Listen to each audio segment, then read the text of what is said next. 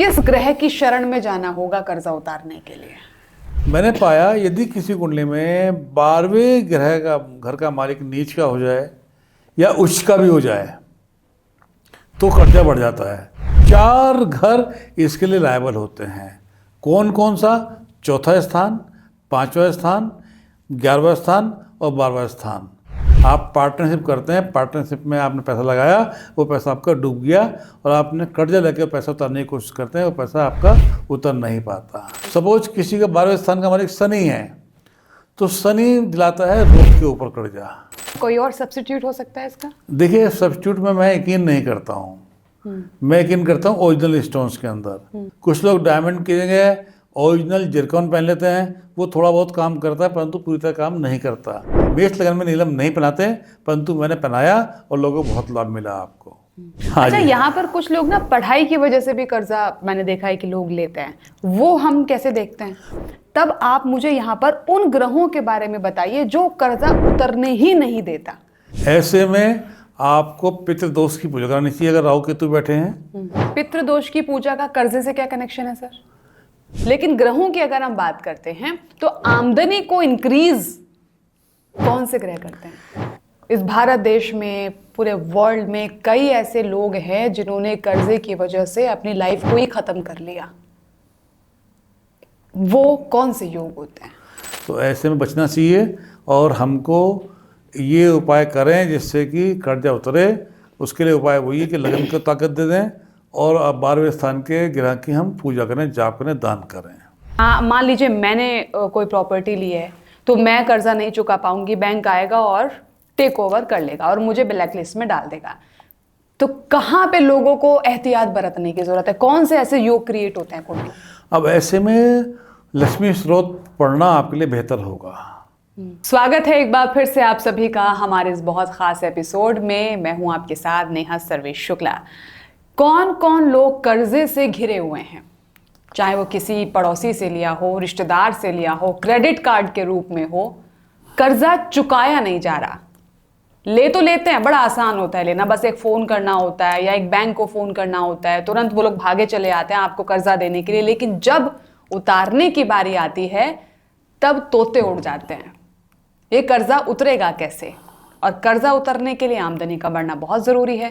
तो इस एपिसोड को बहुत ध्यान से देखना। सर नमस्कार। नमस्कार।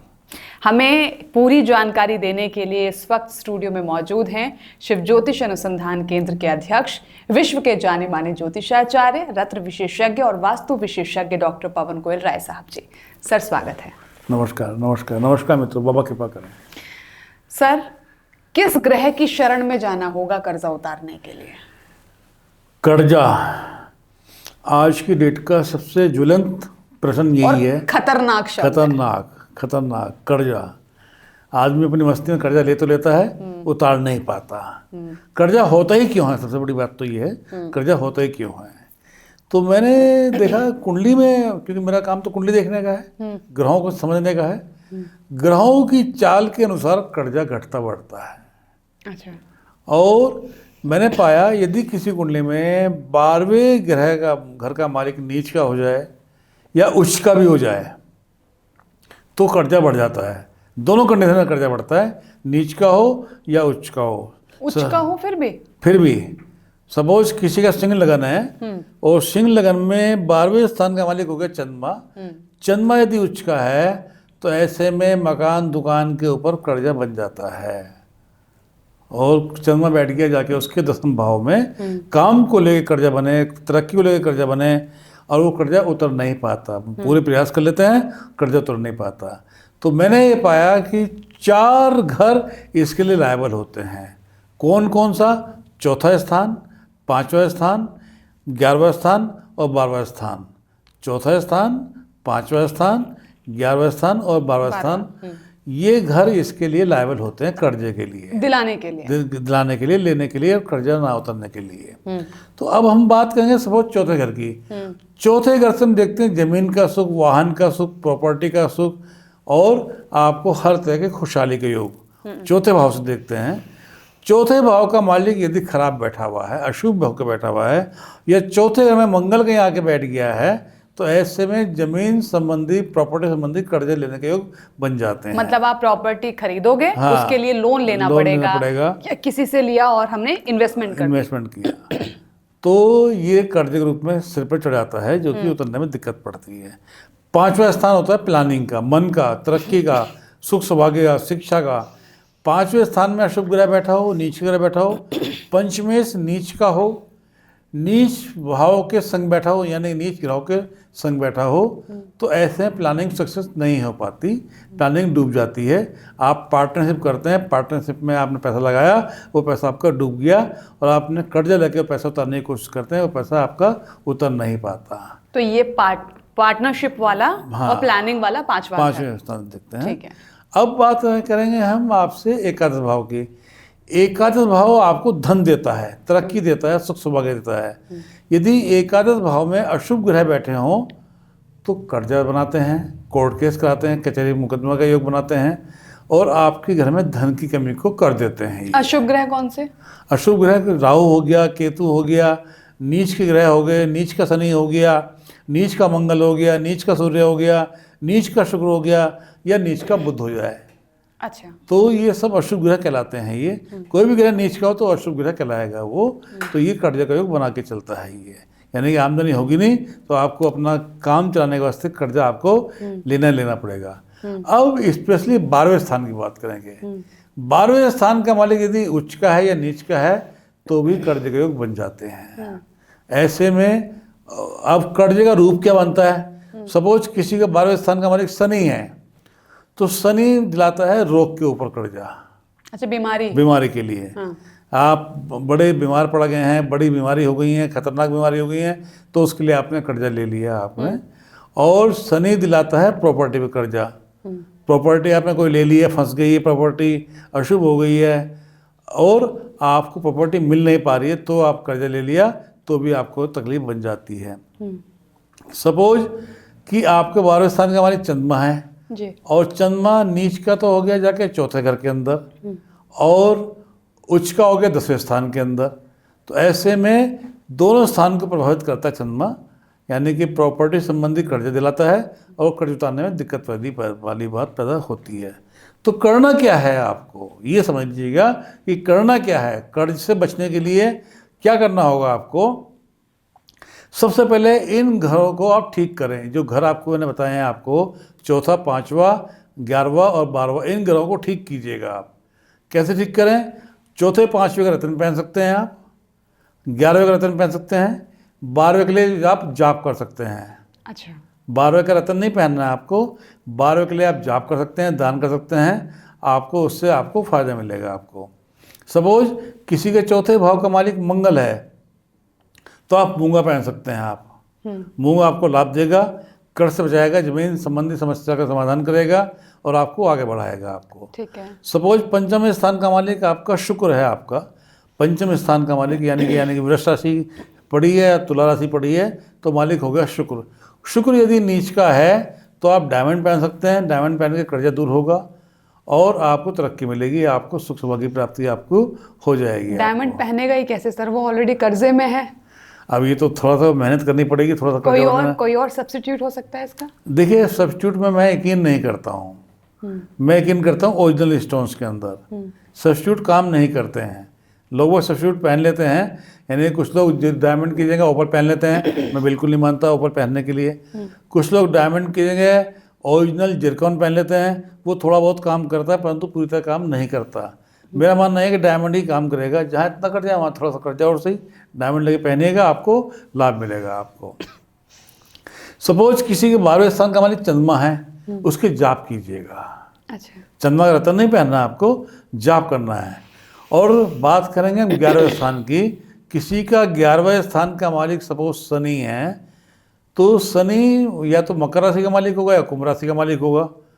तो दोनों स्थिति में नीलम आप पहन सकते हैं। आपको अगर कुंभ राशि का मालिक है आपका 11वें स्थान का मालिक, तो इसका मतलब लगन आपका हो गया, मेष लगन आपका हो गया। मंगल आपका लगन का मालिक हो गया और शनि आपके लाभ स्थान का मालिक हो गया। दोनों में पटरी बैठानी आवश्यक है, यानी कि मंगल जाप कीजिएगा, मूंगा मत पहनिएगा, उस कंडीशन में आप नीलम पहनिएगा, आपको लाभ मिलेगा। कुछ लोग मेष लगन में नीलम नहीं पहनाते हैं, परंतु मैंने पहनाया और लोगों को बहुत लाभ मिला आपको। तो यहाँ पर हमें इन 4 भावों का ध्यान रखना होगा। हाँ अच्छा, जी। यहाँ पर कुछ लोग ना पढ़ाई की वजह से भी कर्जा मैंने देखा है कि लोग लेते हैं, वो हम कैसे देखते हैं? पंचम भाव से देखते हैं, वो भी वही पंचम भाव से देखें, क्योंकि पंचम भाव एजुकेशन का भी होता है। बच्चे के लिए आपने पढ़ाई का कर्जा लिया है, तो बच्चे का पंचम भाव क्या कहता है? देखिए सर, आजकल क्या है ना कि कर्जा लेना लोग बुरा नहीं समझते। क्यों? उनको पता है कि भाई जब तक वो लोन नहीं लेंगे, जब तक क्रेडिट कार्ड से काम नहीं चलाएंगे, या जब तक इंस्टॉलमेंट नहीं बनवाएंगे, तब तक उनका काम चलने वाला नहीं है। क्योंकि जितने भी जॉब वाले लोग हैं या बिजनेस वाले लोग हैं, वो कर्जा लेकर ही अपना, मुझे लगता है कि 70-80% लोग काम करते हैं। कर्जा ले लिया ठीक है, बट जब उतारने में दिक्कत आती है ना, तब आप मुझे यहाँ पर उन ग्रहों के बारे में बताइए जो कर्जा उतरने ही नहीं देता। देखिए, अगर एकादश भाव में, एकादश भाव की बात कर रहा हूँ, केतु बैठ जाए या राहु बैठ जाए या शनि बैठ जाए, तो ये कर्जा उतरने नहीं देता। ये शनि राहु केतु अगर एकादश भाव में बैठ जाए तो कर्जा उतरने नहीं देता। ऐसे में आपको पितृदोष की पूजा करनी चाहिए अगर राहु केतु बैठे हैं। और शनि का यदि रतन सूट करता है तो शनि का रतन पहनिएगा या शनि के जाप कराइएगा, तो कर्जा आपका उतर पाएगा, नहीं तो कर्जा आपका नहीं उतर पाएगा। पितृदोष की पूजा का कर्जे से क्या कनेक्शन है सर? पितरों का आशीर्वाद, पुरखों का आशीर्वाद, आशीर्वाद सबसे ज़्यादा फलता है। अगर हमें हमारे पूर्वजों का आशीर्वाद प्राप्त हो रहा है तो वो रास्ता बनेगा, कर्ज उतरने का रास्ता बनेगा, धन आने का रास्ता बनेगा। कर्ज कब उतरेगा? जब धन आएगा तभी तो कर्ज उतरेगा, बिना धन आए तो कर्ज उतरने का नहीं। और धन आएगा एकादश भाव से। एकादश भाव में जब राहु या केतु बैठते हैं तो पितृदोष लग जाता है। तो पितृदोष का मतलब पितृ आपके नाराज हैं, उनका आप उपासना कीजिएगा, उनका आप जाप कीजिएगा, उनका आप हवन कराइएगा, उनका भोज कराइएगा। पितृ आपके प्रसन्न होंगे तो आपको आशीर्वाद प्राप्त होगा और आपका कर्ज उतरने का योग आपके बन जाएगा। तो आप कुंडली के साथ साथ पितृदोष जैसी चीज़ों को मानते हैं? बिल्कुल बिल्कुल मानता हूँ, बहुत बड़ा असर होता है इनका, और इनके लिए उपाय भी मैं बताता हूँ।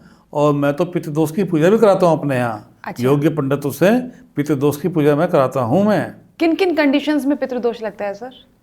देखिए, पितृदोष लगता है राहु केतु को लेकर। राहु केतु अगर एक विशेष स्थान में बैठे हों तो पितृदोष लग जाता है। वो विशेष स्थान कौन सा, मैं आपको बताना चाहूँगा। अगर लगन में राहु या केतु बैठा हो तो पितृदोष लगता है। तृतीय हाउस में राहु या केतु बैठा है तो पितृदोष लगता है। चतुर्थ हाउस में राहु या केतु बैठा है तो पितृदोष लगता है। और आपके अगर पंचम भाव में राहु या केतु बैठा है तो पितृदोष लगता है। इतने भाव में राहु या केतु बैठने से पितृदोष बन जाता है। अब यहाँ पर सर, यहाँ पर आपने बड़ी अच्छी बात कही थी कि जब तक आमदनी बढ़ेगी नहीं तब तक कर्जा उतरेगा नहीं। ये तो बहुत क्लियर सी बात है, जब पैसे आएंगे तभी तो देने के लायक बनोगे जी। आप। अब आमदनी वाले ग्रहों की बात करूं, हालांकि आपने एकादश भाव का जिक्र किया था, मुझे याद है उस चीज के बारे में जी। लेकिन ग्रहों की अगर हम बात करते हैं तो आमदनी को इंक्रीज कौन से ग्रह करते हैं? देखिए, एकादश भाव का मालिक क्या कहता है आपका, वही आपकी आमदनी का मालिक बन जाता है। एकादश भाव का मालिक यदि एकादश भाव का मालिक बुध है तो पन्ना पहनिएगा, आपको धन आना शुरू होगा। एकादश भाव का मालिक मंगल है तो मूंगा पहनिएगा, आपको लाभ मिलेगा आपको। और यदि एकादश भाव का मालिक आपका जो है शनि है तो नीलम पहनने से आपको लाभ मिलेगा आपको। अच्छा। तरक्की मिलेगी आपको। शनि बहुत तेजी से कर्जा वापस कराता है। शनि एक ऐसा ग्रह है जो जितनी जल्दी रजा होता है उतनी जल्दी कर्जा भी आपका दूर कराने की ताकत रखता है शनि। अच्छा, ये तो सर चलिए उन लोगों की बात होगी जो कर्जा ले रहे हैं और उतारने की शक्ति रख रहे हैं जी। लेकिन इस भारत देश में, पूरे वर्ल्ड में कई ऐसे लोग हैं जिन्होंने कर्जे की वजह से अपनी लाइफ को ही खत्म कर लिया। वो कौन से योग होते हैं? उसके लिए हमको देखना पड़ता है लगन क्या कहता है। हाँ। अगर आपका लगन अशुभ है और 12वें स्थान का मालिक भी अशुभ हो गया तो ऐसे में व्यक्ति कर्जा उतार नहीं पाता, या तो देश छोड़कर भागता है और या सुसाइड कर लेता है। इसको समझ लीजिएगा मेरी बात को। मतलब मैंने बहुत अजीब बात बता रहा हूँ आपसे। अगर आपका लगन का मालिक नीच का हो गया 12वें स्थान का मालिक नीच का हो गया, तो ऐसे में आदमी या तो विदेश भाग जाएगा, कर्ज दे नहीं पाएगा, चुका नहीं पाएगा, और वो जो है या अपने को स्पॉइल कर लेगा, ख़त्म कर लेगा अपने आप को। तो ऐसे में बचना चाहिए, और हमको ये उपाय करें जिससे कि कर्जा उतरे। उसके लिए उपाय वही है कि लगन को ताकत दे दें, और अब 12वें स्थान के ग्रह की हम पूजा करें, जाप करें, दान करें। अब यहाँ पर ना कुछ लोग जैसे मान लो प्रॉपर्टी पे लोन लिया, कर्जा नहीं चुका पाए, तो बैंक करप्ट घोषित हो जाते हैं वो वाले लोग, जी, है ना। बैंक की नज़रों में वो लोग चोर साबित हो जाते हैं, ब्लैक लिस्ट में शामिल हो जाते हैं। तो कुंडली में कौन से ऐसे योग बन रहे हैं, क्या ये पहले पता किया जा सकता है कि अगर मान लीजिए मैंने कोई प्रॉपर्टी ली है तो मैं कर्जा नहीं चुका पाऊंगी, बैंक आएगा और टेक ओवर कर लेगा और मुझे ब्लैक लिस्ट में डाल देगा, तो कहाँ पे लोगों को एहतियात बरतने की जरूरत है? कौन से ऐसे योग क्रिएट होते हैं कुंडली में? देखिए समझ लीजिएगा, चौथा घर इसके लिए मालिक होता है। चौथा घर आपके लगन से चौथा स्थान जो है वो चौथा घर कहलाता है। चौथे घर का मालिक कहाँ बैठा है, बात को समझ लेना चाहिए। अगर वो पराक्रम में बैठा है तो आप अपने पराक्रम से कर्जा चुका सकते हैं। अगर वो नीच का हो गया तो आप कर्जा चुकाने में असमर्थ हो जाएंगे। आपके कर्जा ले लेंगे, आप मिल जाएगा आपको कर्जा, परंतु आप चुका नहीं पाएंगे। सपोज किसी का चौथे घर का मालिक मंगल है और मंगल बैठ गया जाके पराक्रम भाव पे, तो ऐसे में कर्जा आप चुका देंगे आप, परंतु वही मंगल यदि नीच का हो जाए तो वे बैठ जाएगा जाके 12वें स्थान पे जाके, तो ये अशुभ हो गया, आपको कर्जा नहीं चुक पाने का। तो ऐसे में मंगल का जाप कीजिएगा, मंगल रत्न पहनिएगा, मंगल के उपाय कीजिएगा, कर्जा आपका चुक जाएगा आपका। अब यहाँ पर आमदनी बढ़ाने में, क्योंकि हम सारी बातें अटकती यहीं पे ही कि जब तक पैसा आएगा नहीं तब तक कुछ काम होगा नहीं, तो यहाँ पर क्या आप भी बताते हैं कि माँ लक्ष्मी का कोई उपाय या माँ लक्ष्मी की कोई पूजा या कुबेर जी का कोई उपाय? देखिए मैं पहले भी कह रहा कि जाप, दान और पुण्य और साथ में आपके रत्नों का धारण, ये मैं आपको 3 उपाय बता के चलता हूँ हमेशा। अब ऐसे में लक्ष्मी स्रोत पढ़ना आपके लिए बेहतर होगा, क्योंकि रत्न तो धारण करना अलग चीज़ हो गया, साथ में पूजा पाठ की हम बात करेंगे तो लक्ष्मी स्रोत पढ़ना बेहतर होगा। कुबेर यंत्र की स्थापना करना आपके लिए बेहतर होगा। कुबेर यंत्र मिलता है, बाजार के अंदर मिल जाता है, उसको प्राण प्रतिष्ठा करके आप स्थापित कराइएगा, आपको लाभ मिलेगा उससे। जाप कीजिएगा, उनकी पूजा कीजिएगा डेली, आपको उससे लाभ मिलेगा। एकादश भाव की तरक्की के लिए आपको रत्न धारण करना चाहिए या उनकी जाप करनी चाहिए। एकादश भाव 11 भाव की, क्योंकि 11 भाव अगर बली होगा तो आपको धन दिलाएगा, और धन दिलाएगा तभी कर्जा आपका जाएगा, नहीं तो नहीं जाएगा आपका कर्जा। तो एकादश भाव का रत्न धारण कीजिएगा, जाप कीजिएगा, आपको ताकत मिलेगी। चलिए, तो कर्जा अगर है, उतारना चाहते हैं, तो आपको किस डायरेक्शन की ओर जाना है ये मुझे लगता है बहुत क्लियर हो गया होगा। जो लोग कर्जा उतारना चाहते हैं उनके लिए भी, और जिनका नहीं उतर पा रहा है, कोशिश कर रहे हैं, देखिए कुछ लोग ना नहीं उतर पाता, वो लोग क्या कर सकते हैं, क्लियर हो गया होगा। चलिए, बहुत बहुत धन्यवाद सर आपका जुड़ने के लिए। नमस्कार।